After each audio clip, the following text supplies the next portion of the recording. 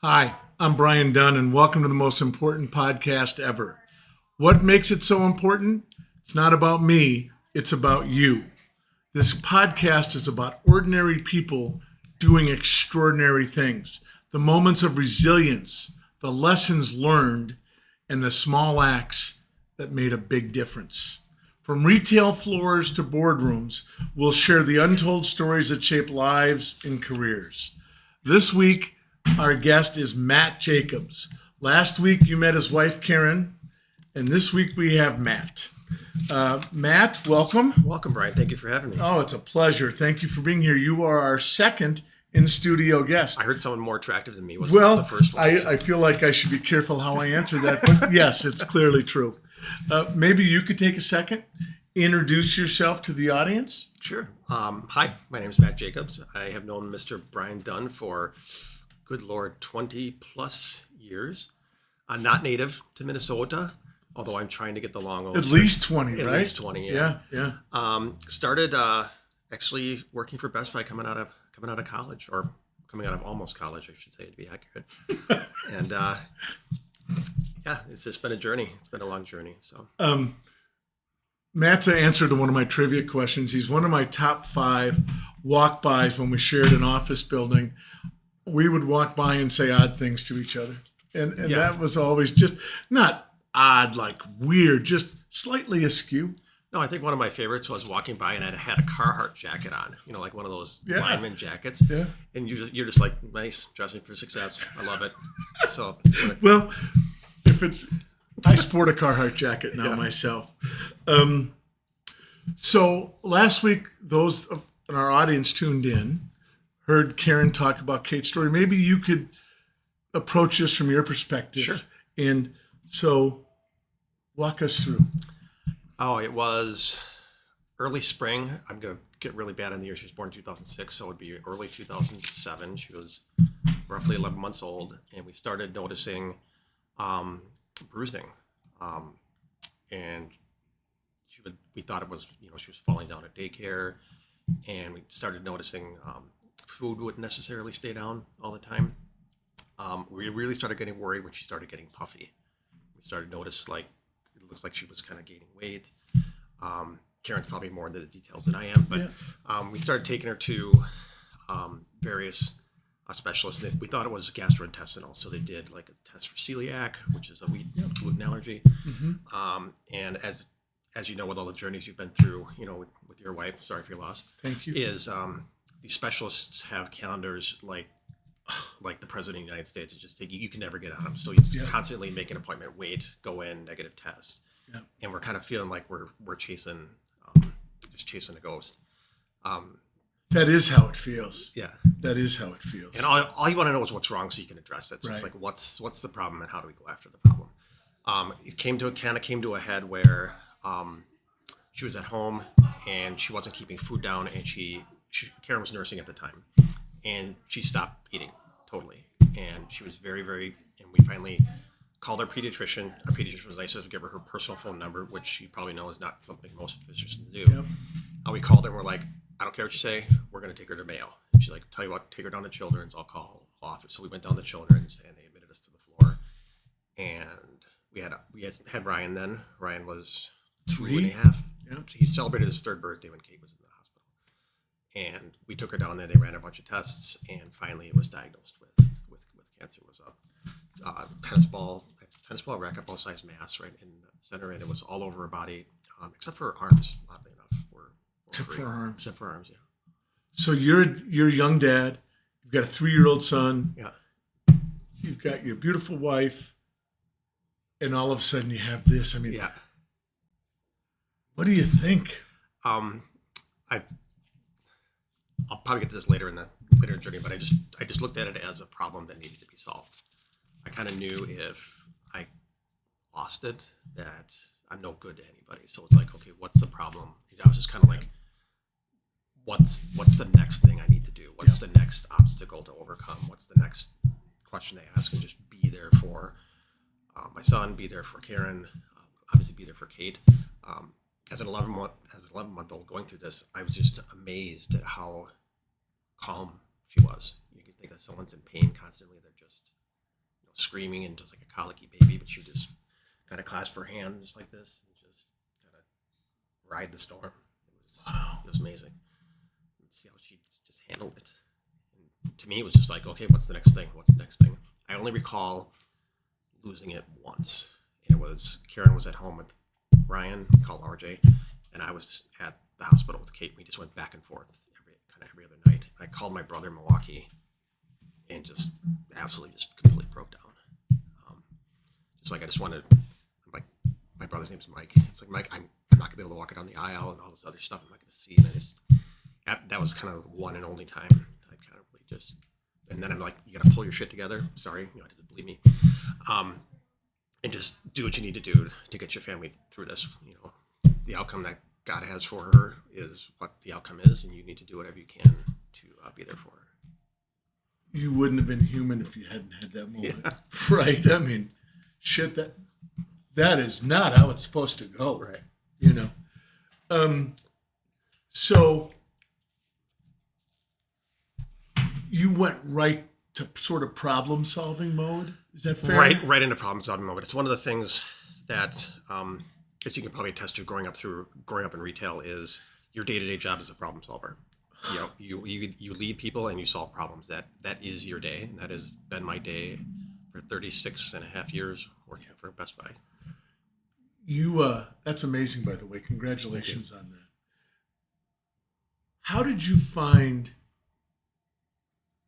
what did you lean on for strength? Because you're trying to be, as I'm hearing you talk, you're trying to be sort of the voice of continuity and reason through a very difficult time.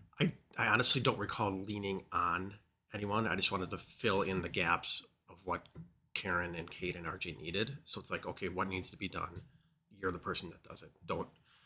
And I've never been a big rely on other people kind of a thing, you know, whether it's through home improvement or whether it's through, you know, getting better at my job. It's always been, you can do this. It's kind of you to lean through. So I don't recall actually leaning on anyone per se, but it was more like find the gaps in the problem and fill it. I for me, faith was an important component of that, but it is when you're in the fight. Mm-hmm.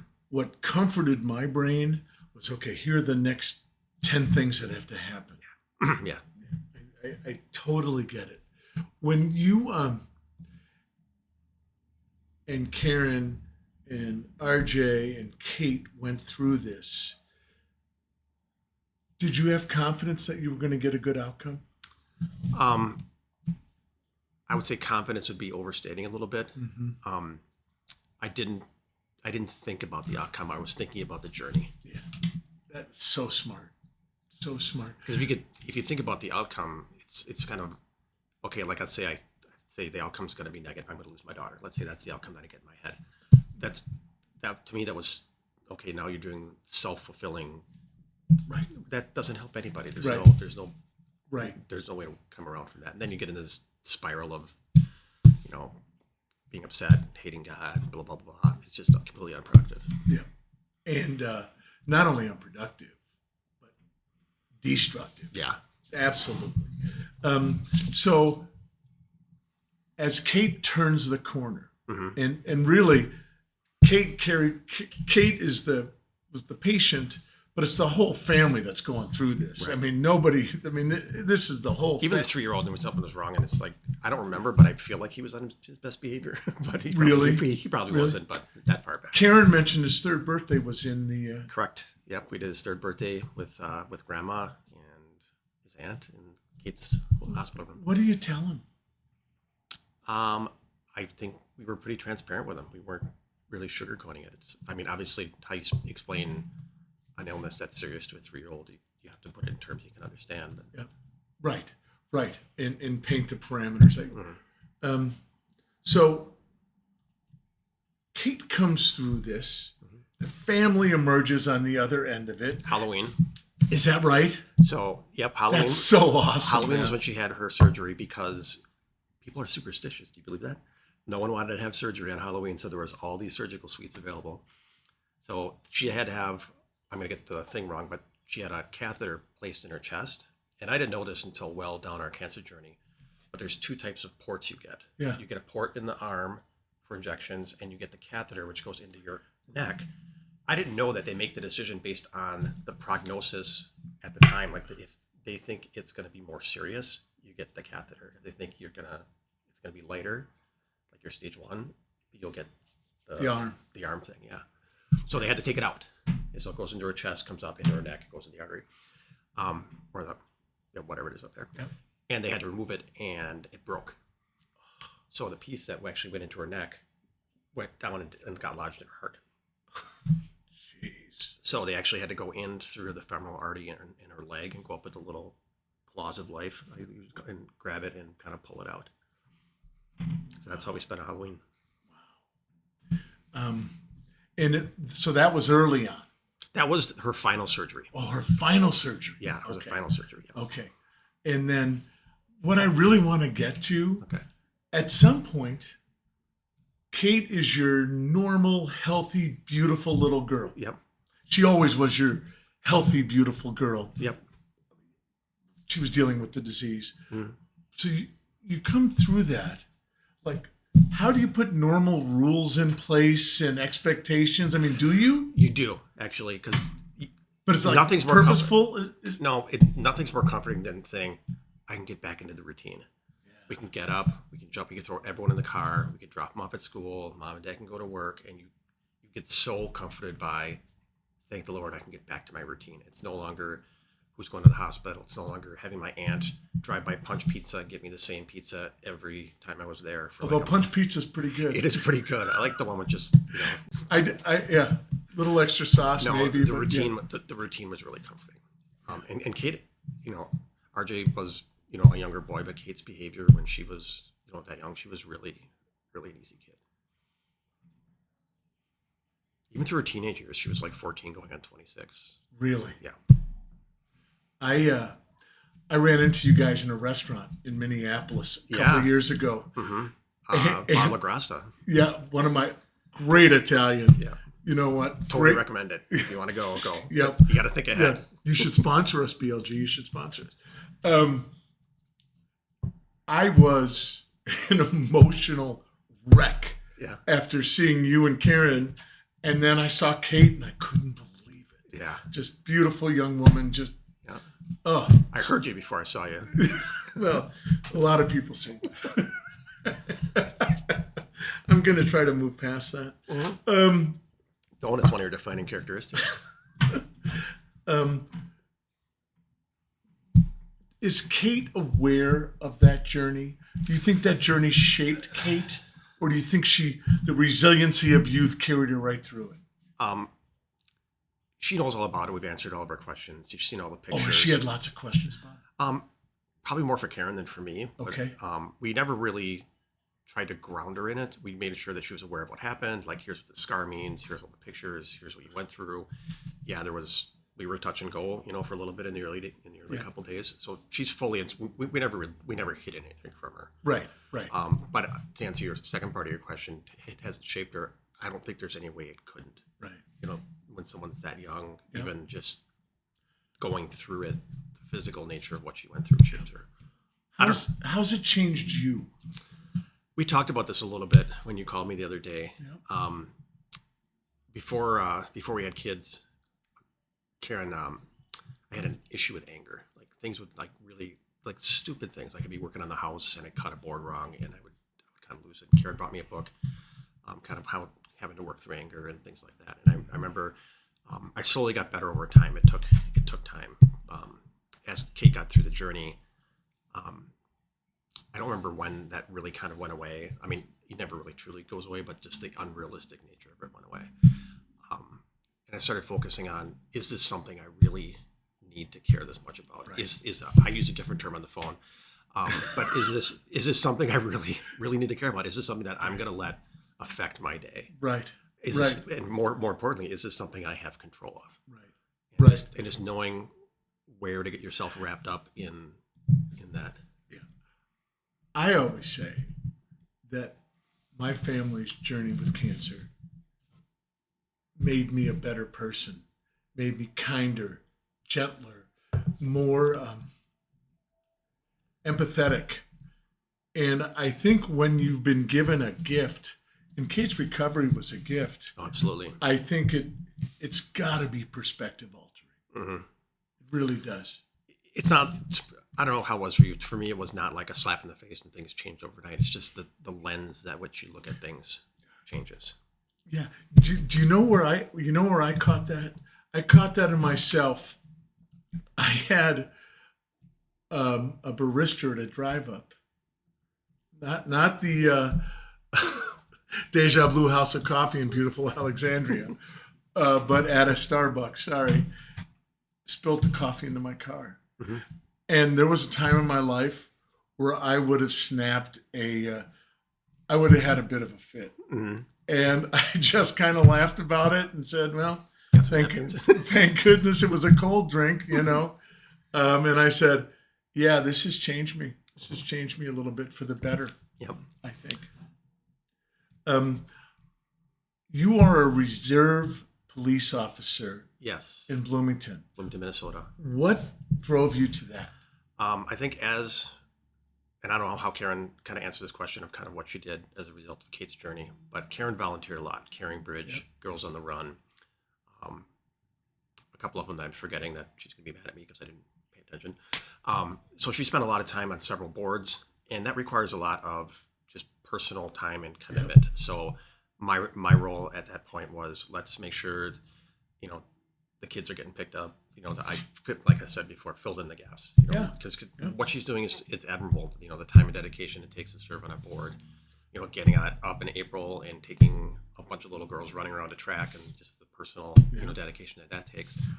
The kids got older and started driving and became self-sufficient. And one day I was sitting around the house and I'm like, I have a lot of free time on my hands. And I think now is a point in time where I could give back to my community.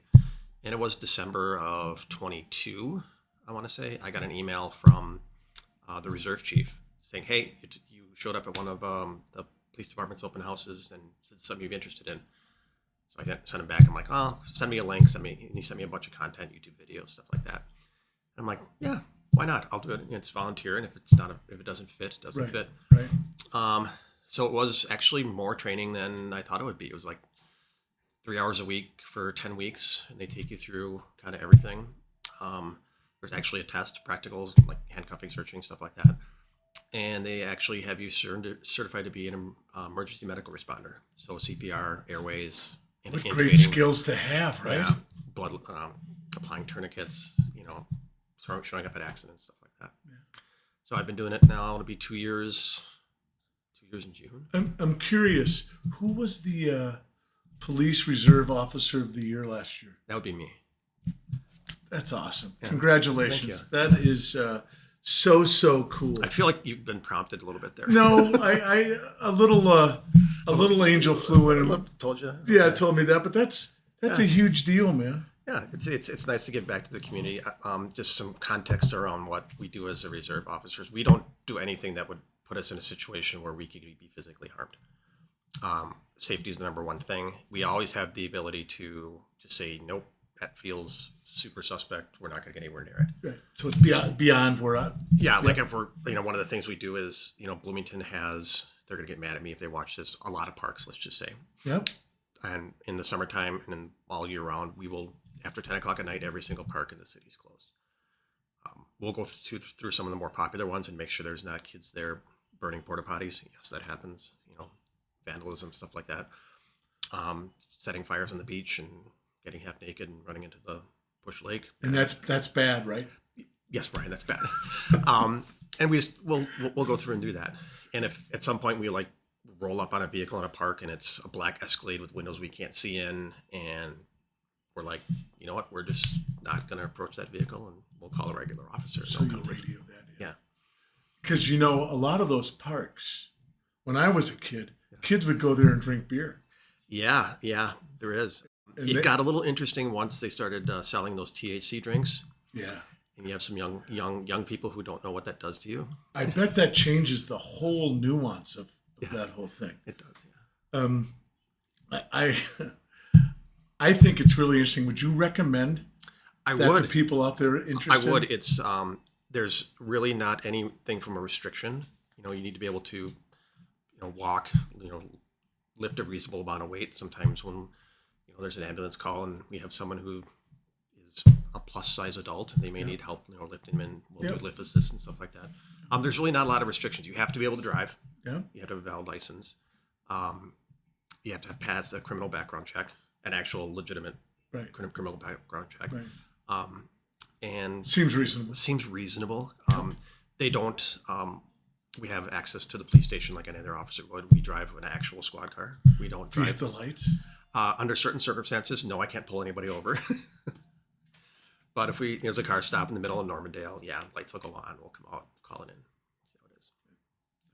Very interesting, and we could do a whole show just on that. Yep. I want to bring you back a little bit. By the way, if anybody's out there interested, sorry, I'll shoot you a link. You can put it in. Please do. Yep. I will for sure. I will for sure. And I'm not going to tell the city of Bloomington anything I know about you. All right. So the experience that you and Karen and Kate and RJ went through, did it change how you thought about your fatherhood and your experience as a father? I would say no, because I've only been a father once, so I don't really have. This has been my journey. I don't have another secret family out there that I had different behaviors. Which is good news. Yeah, that is good news. No, I don't think it's changed my perspective. I think as I've gotten older and as the kids have grown up, I think my perspective as an adult, not a senior adult, it's just to your point, it's kinder, gentler. Just don't get riled up as much. Now, Karen would disagree when I get behind the wheel of a car and I'm driving through traffic. Well, some of these transgressions have to be addressed when we're driving. I mean, if you were to take everything you've learned, is there one message that you'd like to give dads or caregivers or people starting the journey that you and Karen? One message. That's really tough. I think the message that I could give can only be from my perspective, and other people might have to approach it differently, is find out where you fit in the journey and what enables you to kind of work through it.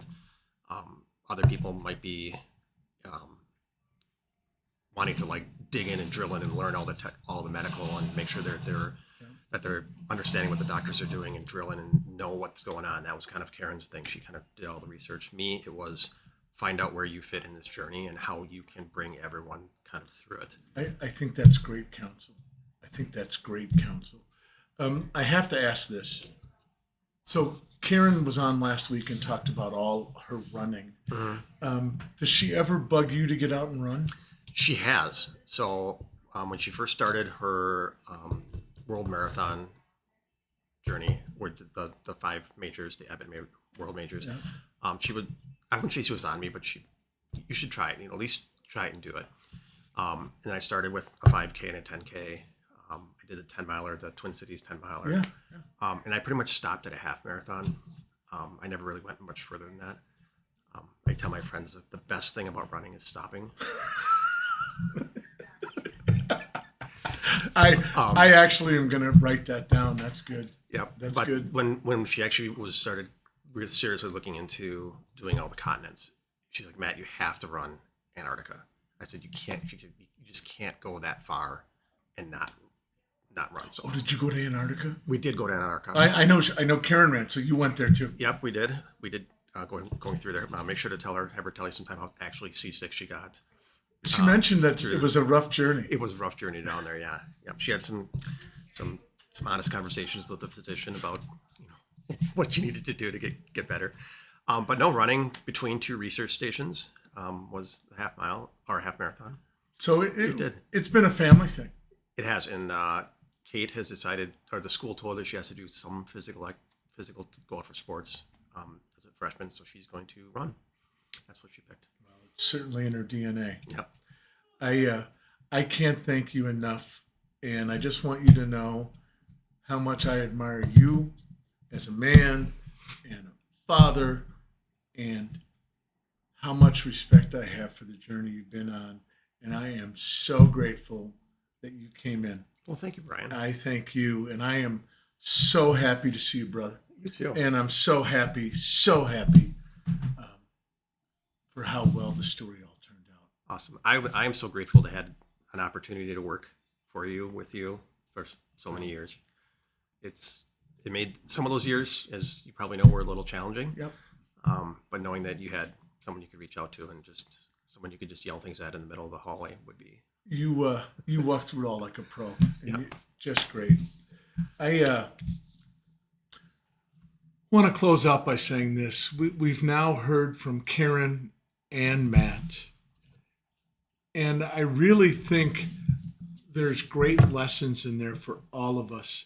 When the invariable tough stuff happens, you really need to take a deep and honest look at the circumstances, and you need to walk through it a step at a time. There's people out there that'll help, and you have to be unafraid to ask for that help. And let's all strive to be the kind of people that look to offer that help. So with that, that's our show. Thank you for watching this, the most important podcast ever. We're going to have all our links posted, and Matt will give me the information to post for the Bloomington Reserve program. And find a way to contribute, find a way to make a difference. Thank you all so much for watching, and we'll see you next week.